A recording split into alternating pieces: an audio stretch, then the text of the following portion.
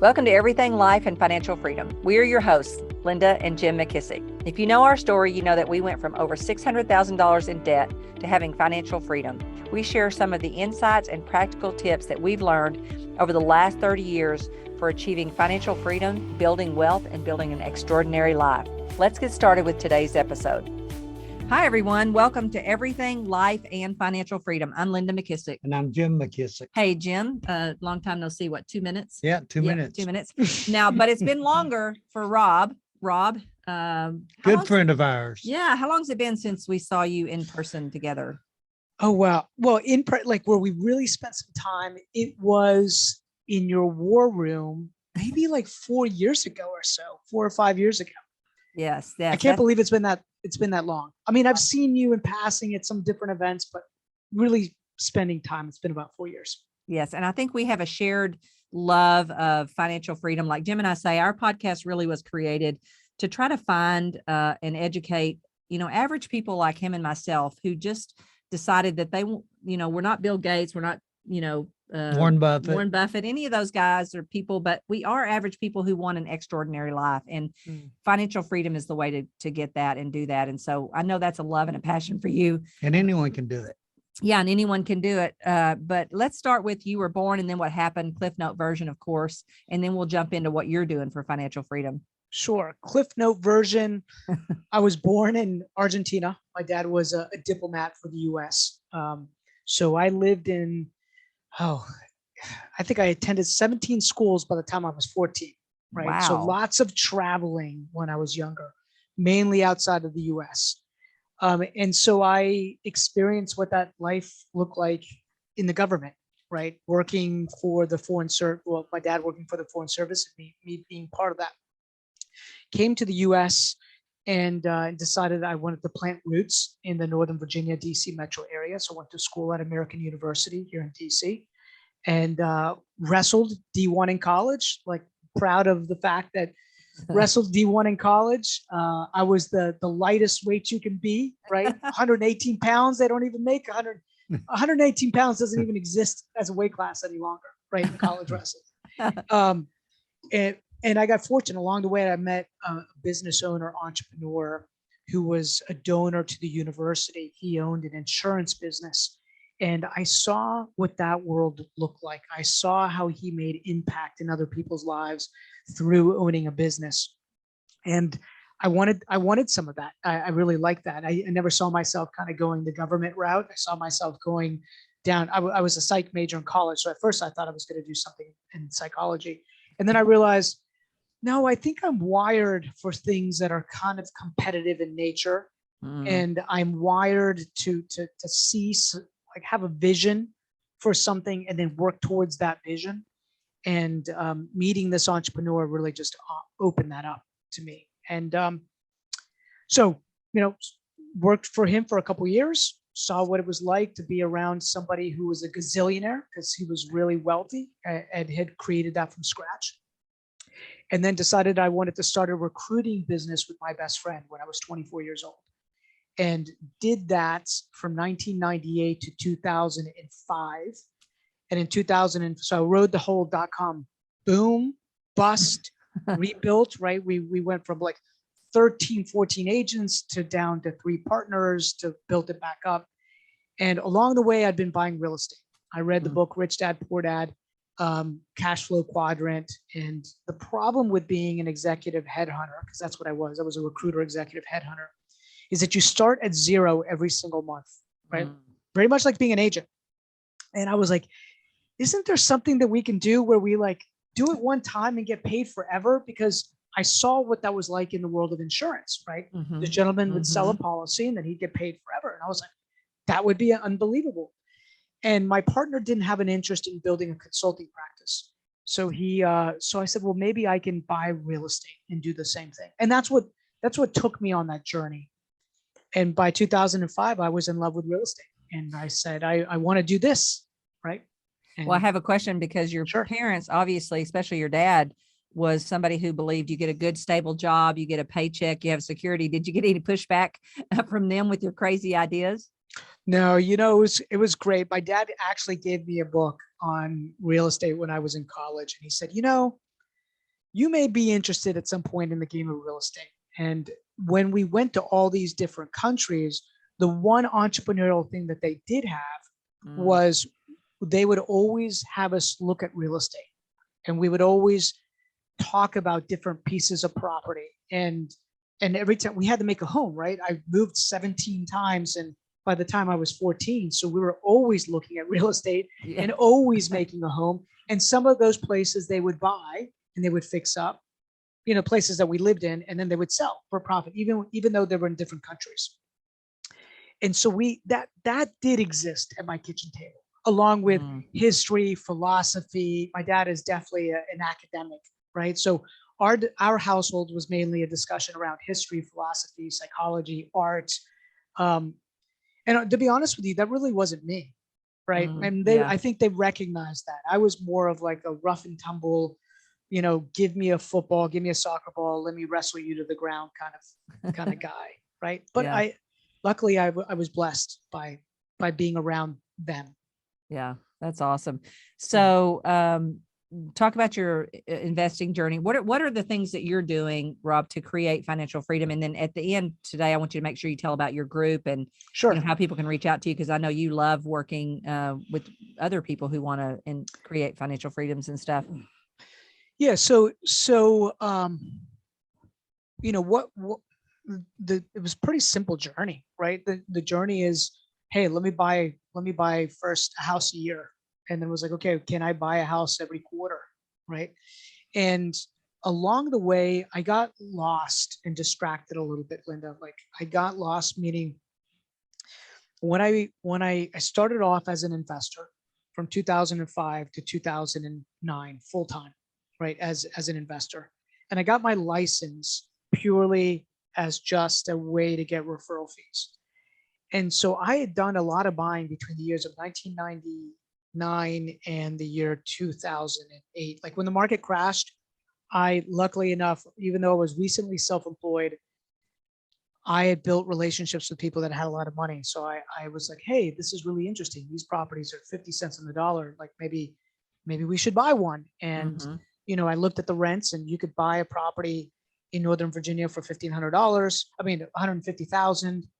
And the rents were $1,500. That was the 1% rule. And that had not existed in our market, like at all.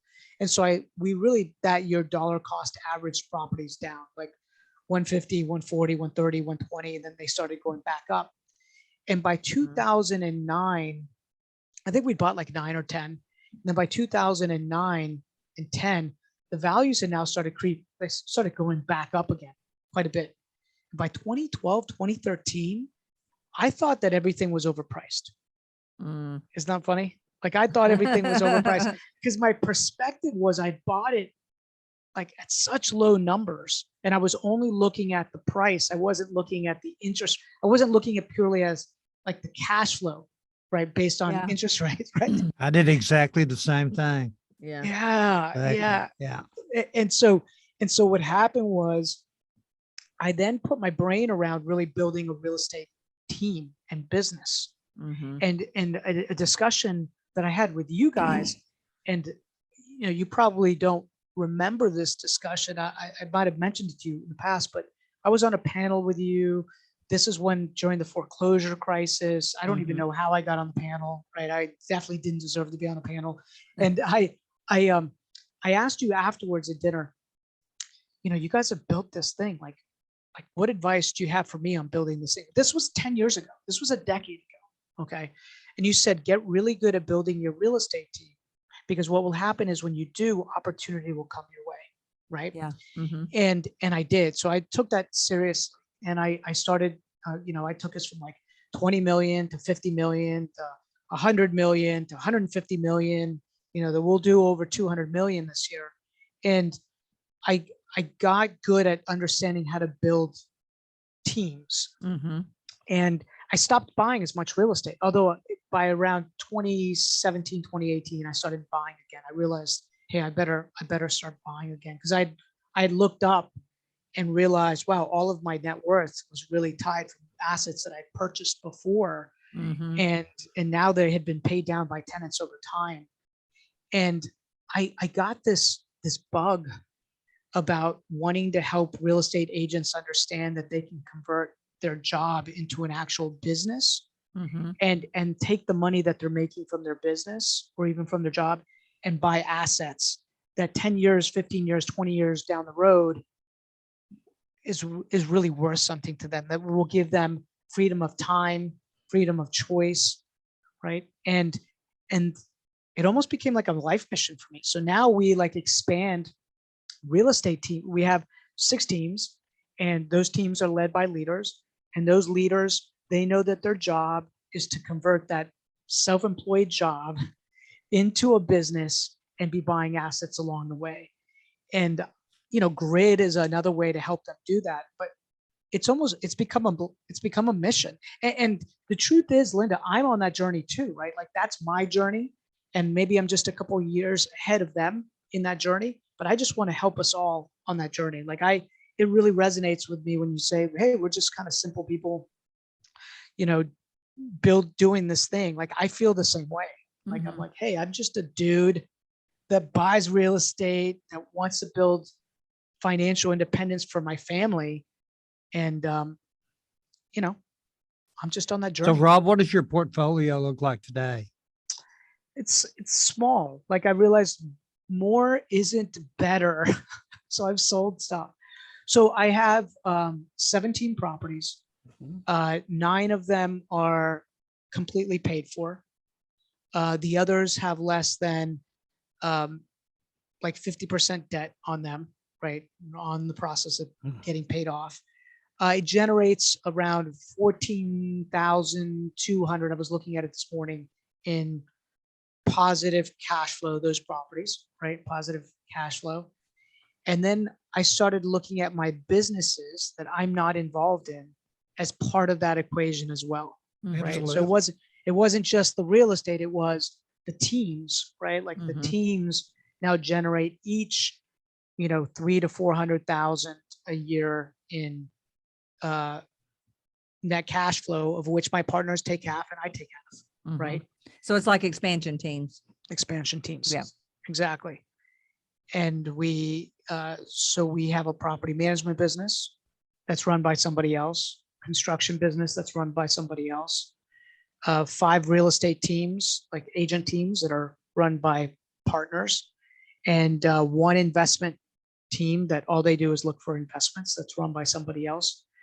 So I started realizing that I could build these business assets that can pay me $100, $150, $200,000 a year in income by really coaching and leading other people how to build those. So how many streams of income do you actually have?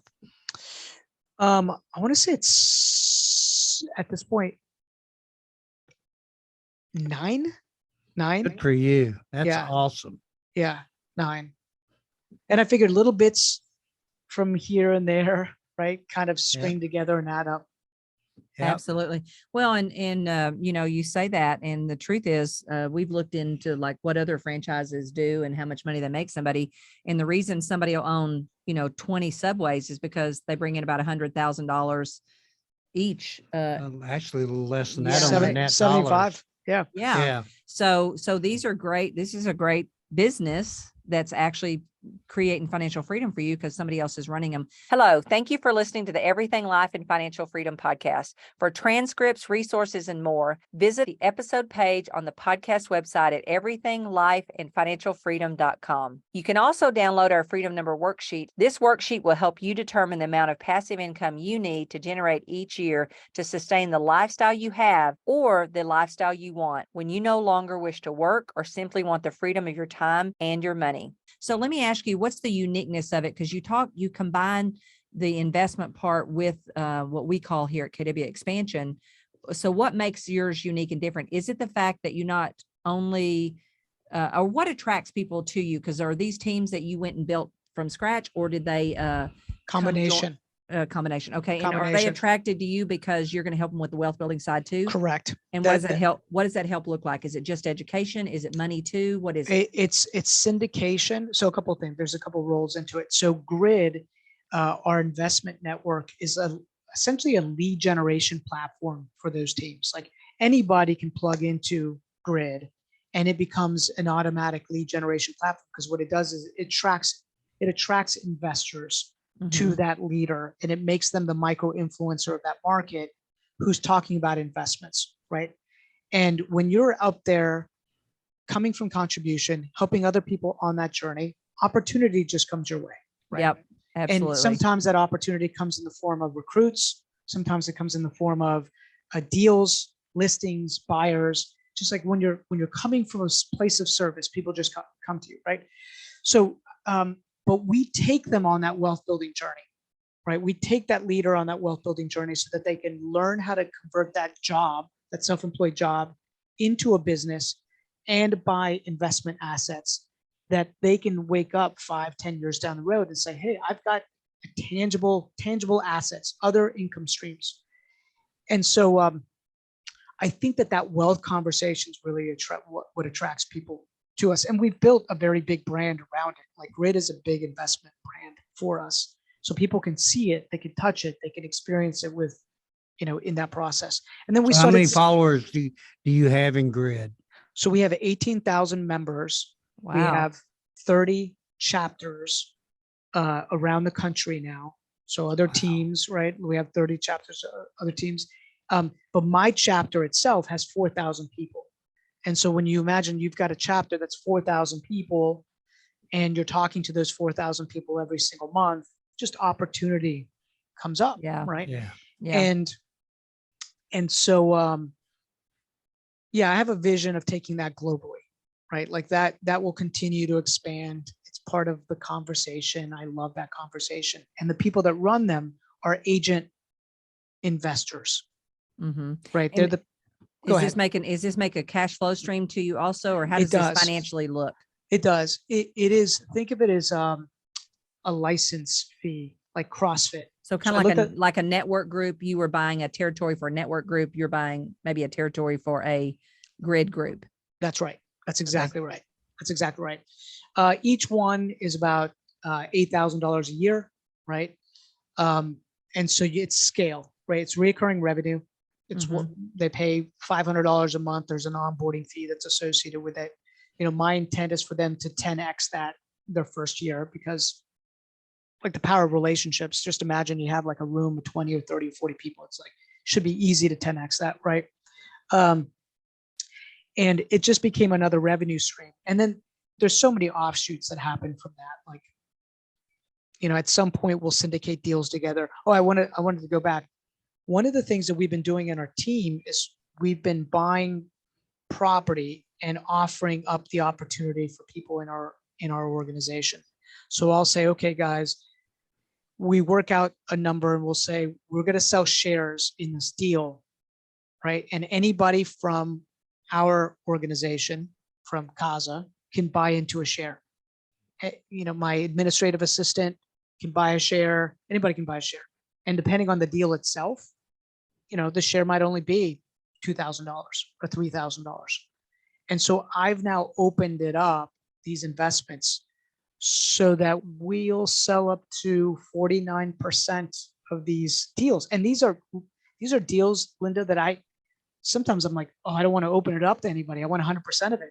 But I realize that it's such a great retention tool. Yes. Yes.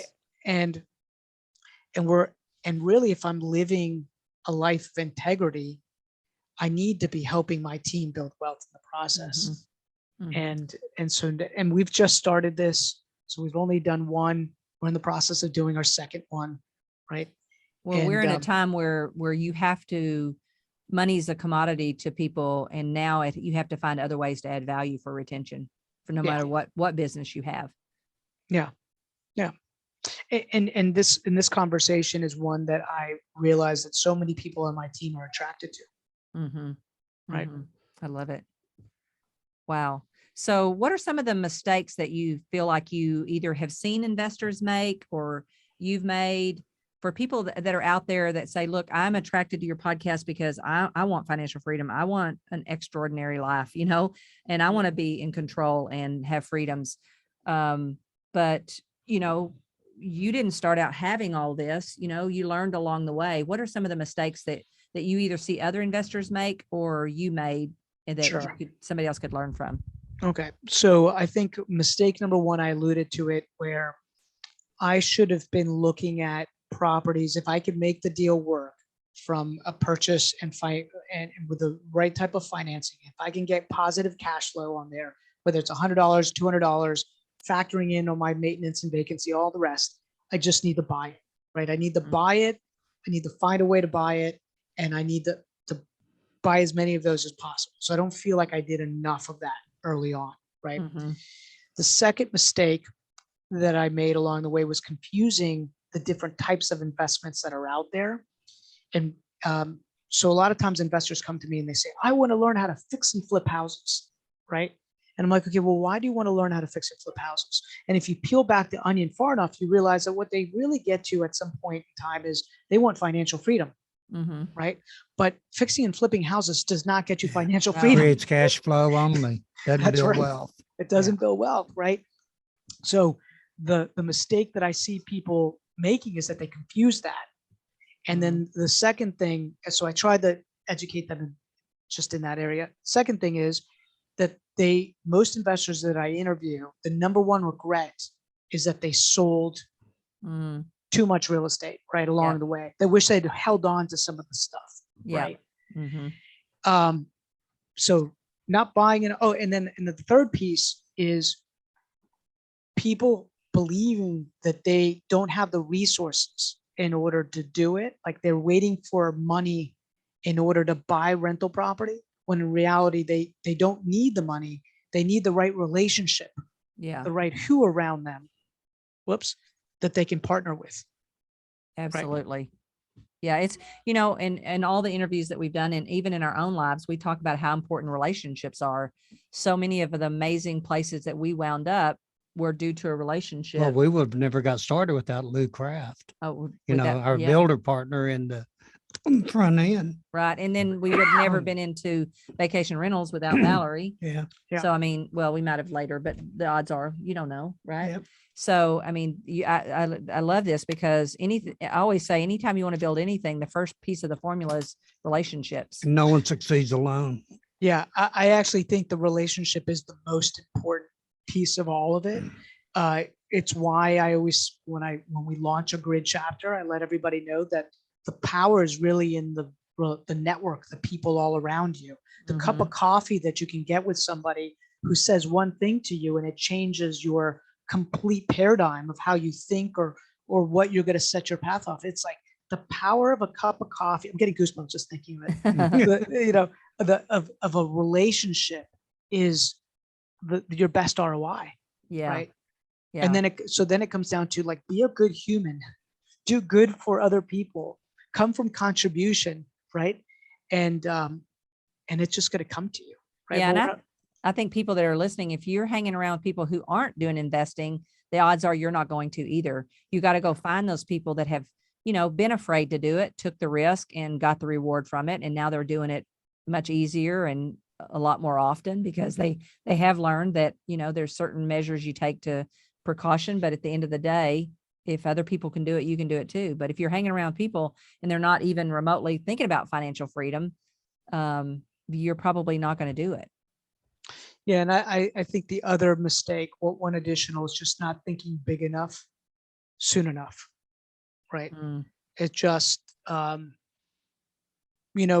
was a phase in my life where, my wife, we had just had our little baby girl, and I was wanting to make sure that I was playing defense as opposed to offense. Right. I was like, hey, my wife isn't working. We were like, I'm playing defense, and I should have probably been playing more offense. Right. Now, of course, I always say, if I was to write a book, I'd call it the chicken investor. Like, I am conservative, right? I'm conservative. And I always wanted to make sure that I didn't put us into a bad position financially, especially as our little girl was growing up. Now she's 20. So now I feel like, okay, I got nothing to lose. Like, if I lose it all, it doesn't matter anymore. She's baked. She's good. We're good. Well, the number one reason people fail in real estate investing is being over leveraged. So taking a conservative approach to real estate. I think that's one of the secrets that's worked well for Linda and I too. We put, 25 or 30% down on every property at least. And we were always at a 70% loan to value ratio the day we took ownership, at least. Yeah. I want to ask a question about Sure. the teams buying shares, because I know we've done this with our offices before. We'd let some of our agents buy into the building that we were owning, and our attorney about had a heart attack because he's like, "Oh my gosh, you're creating a mess." Did you ever get any pushback like that, especially selling like one or two shares or whatever? From an attorney saying that I'm making a mess. Or have you, I mean, because honestly, let's just put it this way: when people get involved, it gets messy. Or have you found that that's messy because some people have 1% and want to talk like they have 100%, or they want to decide what you should do at 100, like they have 100%. Is there any of those kind of issues with doing this stuff? I think ask me in a couple of years. Okay. That's part two with Rob. Part two, like ask me in a couple of years and I'll let you know. I've written the operating agreement in such a way that essentially says I have final say on everything. Yeah. Right. Yeah. And like you're along for the ride, and we all have, there's defined rules, but I make the rules on all of it. Right. Like it just how it is. I thought about like when Warren Buffett created his fund in the beginning, he was like, listen, don't ask me what I do. Don't ask me how I do it. Like if you ask me, I'm just going to send you the money back. Right. Yeah. Yeah. And that's, I was like, okay, that's kind of how I want to play this game. Right. Yeah. If you start questioning, I will just buy your shares, Linda. I'll be happy to buy your shares. Right. Yeah. Because I'm creating opportunity for them. Yeah. And you'll wake up 10 years, 15 years later, and you're going to find that share has a tangible value just over time, especially when you're buying in growth markets. Over time, it's going to be worth something to them. So, but ask me in a couple of years, I'll let you know. So, everybody talks about how, what a hot market it is right now in all areas, right? And now we're starting to see a little bit of slowdown, which those of us that are investors, we don't mind slowdowns, right? We don't care. But what have been some of the challenges buying in the current hot markets? Have you still found deals? We say there's always the D's and things like that, but Sure. Talk to that in case someone's out there going, yeah, but man, prices are so high. You just thought they were high in 13, right? Now, what do you mean by the D's? Oh, the drugs, Divorce, the drugs, yeah. Distress, those kind of things. Yeah. We started looking at real estate a little bit differently, right? You started looking at of course, when I bought all these properties in 2008, 2009, they were at the very bottom, right? And the 1% rule existed. Fast forward to today, like those asset values to the rental rates just don't even make sense. So we had to start looking at other kind of submarkets and started looking at vacation rentals and say, okay, what does this look like in this market? If it is a vacation rental, what's the downside? Could we break even on this thing if somehow the vacation rental status was taken away completely, right? You've got to start analyzing some of that stuff. And we found that if we went an hour away from where we lived to a place that's absolutely beautiful called the Shenandoah Valley, where you've got like rivers and lakes, and you could, in like little cabin areas, you could create the spreads required. And by the way, the competition wasn't as intense in those markets because it's not like the city, the urban area. And we did find things that were sitting on the market, or we could find deals because it wasn't as efficient as the area that we're in right now. Yeah. But as the market shifts here, I will start looking in this market again and wait to see if anything makes sense. Let me go back to a question about you buying with other people as kind of a retention tool. Is there like management fees who manages these that you're in partnership with people, and do they get to pay, for part of that management?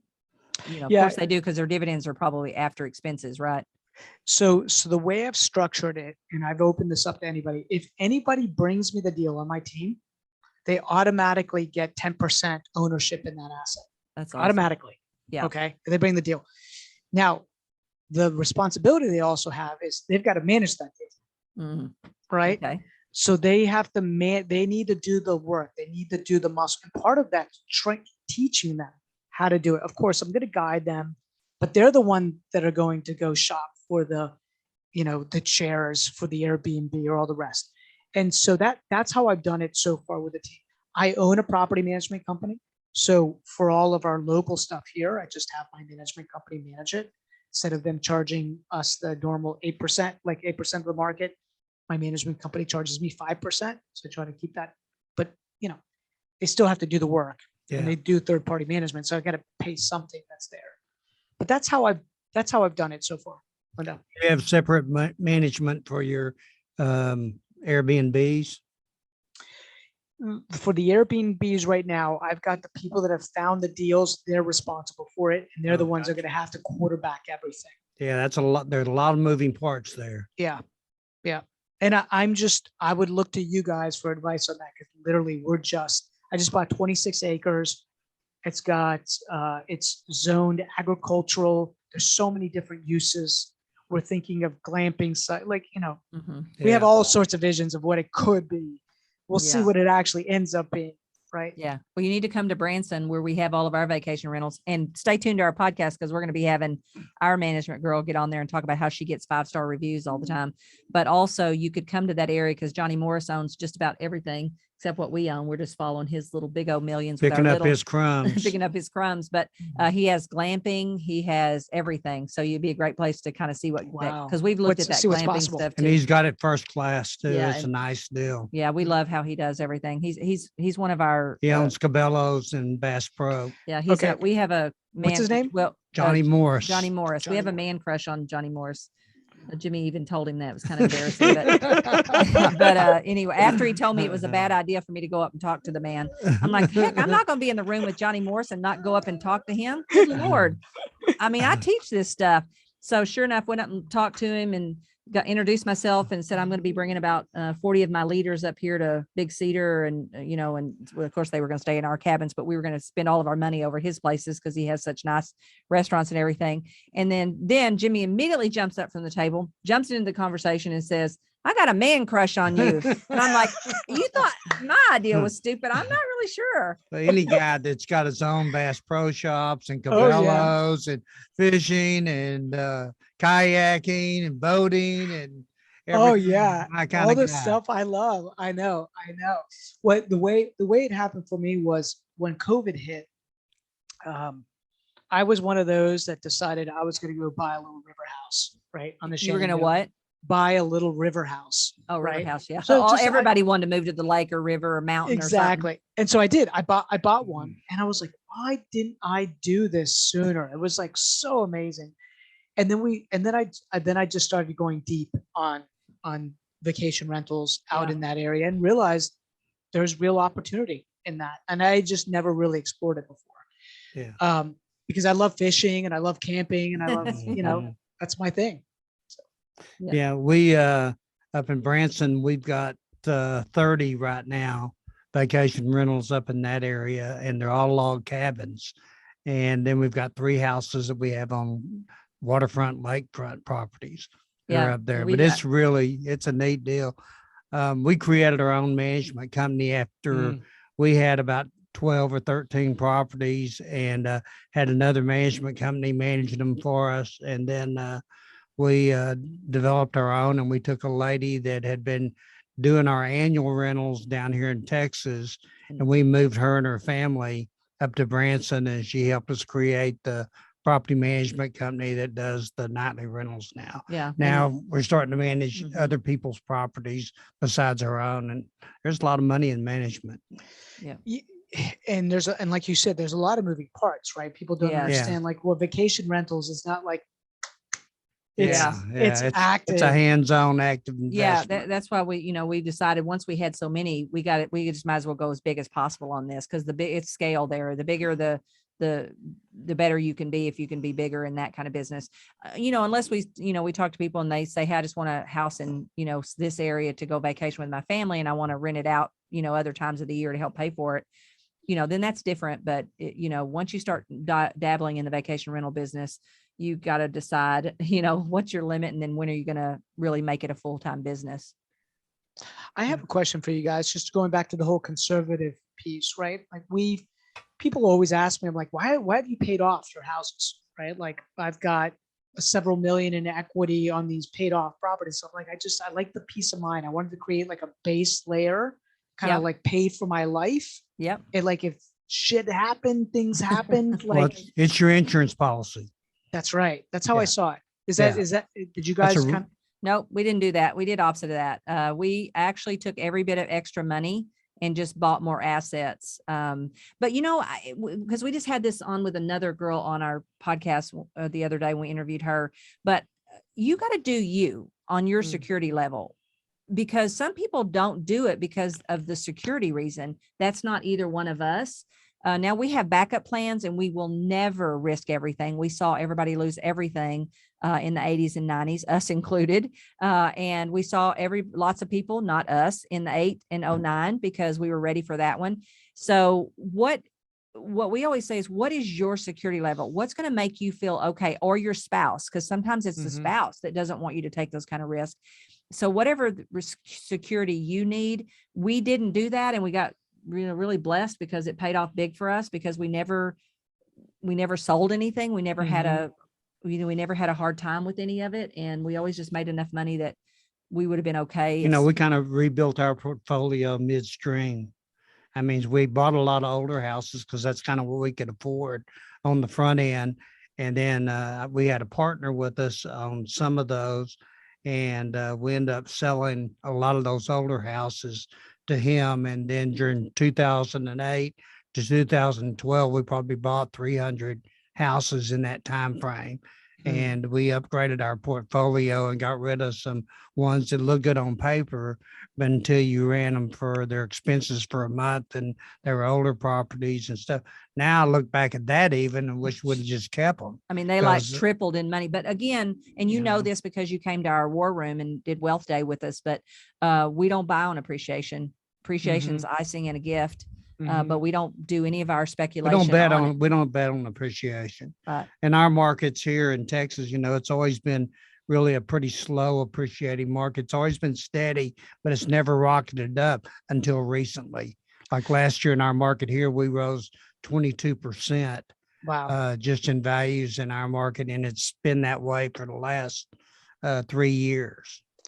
What's interesting, to go back to another mistake that I made along the way, that I bought into a market that had never really appreciated, that had always kind of been steady. But really, if you did the analysis, the area was always dying, slightly dying. So you could buy a duplex 15 years ago for $50,000. How much do you think that duplex is worth today? How much could you buy 50. for? Yeah, 50,000. Oh, probably 350. It's still $50,000. No way. Yes, there are markets like that in the United States. So I bought a lot of stuff in that market.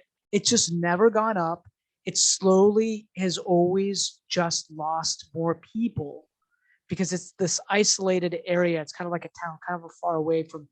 And so I tell people now, you don't bank on appreciation, but you never want to buy in a dying market, right? You need to look at population growth. Yes. Right. Yeah. And you got to look at jobs, and you got to look at that market to make sure that it's moving in a positive direction. You never want to buy into a market that's into a neighborhood or anything that's trending down. Yeah. Yeah. And I did that. Like I literally have a building that on paper looks awesome. It's a 3-unit, it's big, big brick thing, looks awesome.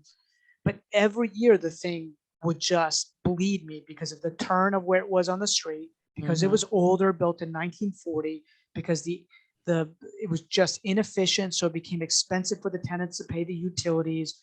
And like finally I was, you know what? I think it's less expensive for me to shut the building down than to keep it occupied. And I don't know if you've ever had an experience like that, but I literally have a property where I'm like, I think I might just donate this somehow. Yeah, I think that's a great idea. Yeah, or to a church or somebody or some nonprofit. That's great. Wow. Well, Rob, first of all, we could talk to you all day long. So how do people find you and connect with you for all the amazing stuff that you're doing? And then before we end, though, I do want to know, because I see a big stack of books, and we believe earners are learners, and we're always on the hunt for our new book. What's the couple of the best books you read lately that you would recommend to people? So on the book front, I'm sure you've read it because you're a big fan of Dan Sullivan, but Who Not How, Oh yeah. like yeah. I read that book and I was like, oh, this is probably one of the best books I've read in the last 10 years. Right. Yeah. Yeah. And the way it's presented, like you could get the title, you kind of conceptually get the idea about the title, but the way it's unfolds and the way they present it, it hits you like a ton of bricks Yeah. that the relationships around you can completely transform your life, right? So one relationship could completely transform everything. So I'd say that one is one that recently I've read that I really love. Yeah. And if you know Dan, because I actually do Dan's coaching program I have for the last, 8 years, Jim and Yeah. I both do. He really means collaboration and when Over you- a competition. over competition. And so the last few years, my word has been collaboration. And I have been looking for those specific relationships that when we put my unique ability with their unique ability, magic happens. And so we all know that we've learned for years that you got to put talent in your life. But when you really understand what Dan's talking about, his is such a deep level of collaboration that I just resonate on that all the time and think, man, if I can find the right collaboration partners, it's amazing because you two people together, no one else has, right? You don't have to worry about competition. So I love it. And he's just one of my, I always say I'll always be in front of for sure 2 people, Gary Keller and Dan Sullivan, as long as I can. After I read that book, I actually reached out to Gary because I was said, who's the person that could probably, who's my who, right? Yeah. And I was like, I think Gary's my who, right? And I should reach out to him. And I kind of gave him a map of everything that I'm doing. And I told him where I was stuck. And he said, okay, kid, come in this room. And you're in this room. You're in this like little expansionist room, right? Which was a blessing for me because I'm like the low man on the totem pole in this particular room, which is where you want to be a lot of times. Absolutely. Absolutely. Where you want to Smartest one in the room. Not usually real good. So I'm definitely not the smartest one in the room, which is a blessing. So but I need to make sure that I earn my stripes to stay in that room. How people can get a hold of me, they can go to Grid Investor, right? That's one way. So if they're interested in the wealth building platform, it's gridinvestor.com, gridinvestor.com, or they can find me on Instagram, social media. They just type in Rob Chevez and they're there. I'm sure I've got some video they'll run into. Right. Awesome. Well, Rob, we could talk to you all day. Matter of fact, we went longer on this podcast than we normally do because who wanted to stop this great conversation? I didn't. That's true. So thank you. And if you have not, please go ahead and hit the subscribe button. And that way you can help other people find this podcast, other average people like ourselves and Rob, who, just really know that we're not going to be Bill Gates or Warren Buffett, but we want extraordinary lives, and financial freedom is the way to get that. And then if you have a question, comment you'd like for us to ask any of our guests about how to create financial freedom for yourself, or a great guest that you would love to have us interview, reach out to us at info@lindamckissick.com. And we'll be happy to try to answer that question on our next podcast. And so, Jim, I'll see you in probably 2 minutes. Sounds great. Never too far apart. And Rob, I hope to see you at Mega Camper somewhere real soon. I will be there. Take care, guys. Awesome. Thank you. Bye-bye. Thanks for listening today. If you haven't already, please subscribe and share this podcast with others. The greatest compliment you can give us is to leave a 5-star review. And please feel free to reach out to us at info@lindamckissick.com. We would love to hear from you about any ideas, topics, or guests to include on our podcast. So see you next time.